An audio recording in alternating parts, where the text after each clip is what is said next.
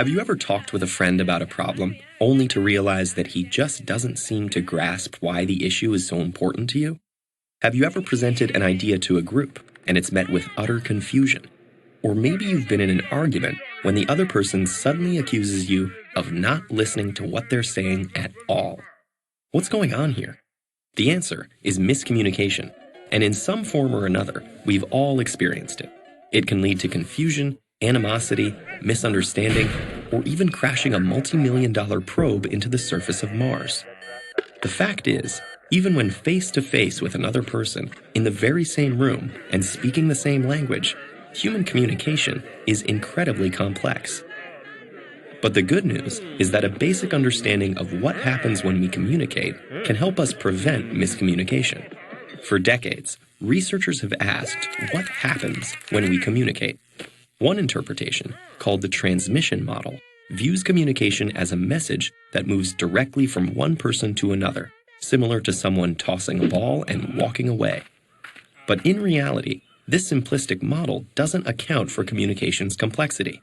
Enter the transactional model, which acknowledges the many added challenges of communicating. With this model, it's more accurate to think of communication between people as a game of catch. As we communicate our message, we receive feedback from the other party. Through the transaction, we create meaning together. But from this exchange, further complications arise.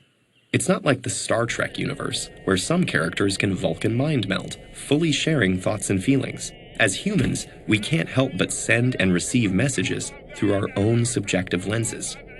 When communicating, one person expresses her interpretation of a message, and the person she's communicating with hears his own interpretation of that message. Our perceptual filters continually shift meanings and interpretations. Remember that game of catch?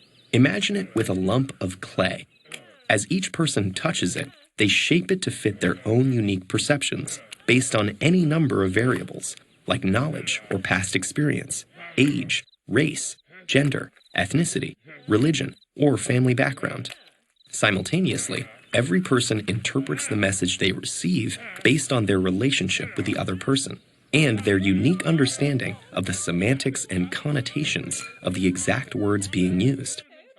They could also be distracted by other stimuli, such as traffic or a growling stomach. Even emotion might cloud their understanding. And by adding more people into a conversation, each with their own subjectivities, the complexity of communication grows exponentially. So as the lump of clay goes back and forth from one person to another, reworked, reshaped, and always changing, it's no wonder our messages sometimes turn into a mush of miscommunication. But luckily, there are some simple practices that can help us all navigate our daily interactions for better communication. 1. Recognize that passive hearing and active listening are not the same.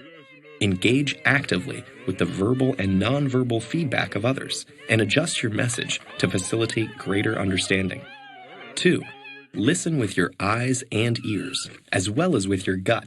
Remember that communication is more than just words. 3.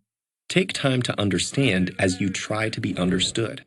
In the rush to express ourselves, it's easy to forget that communication is a two-way street.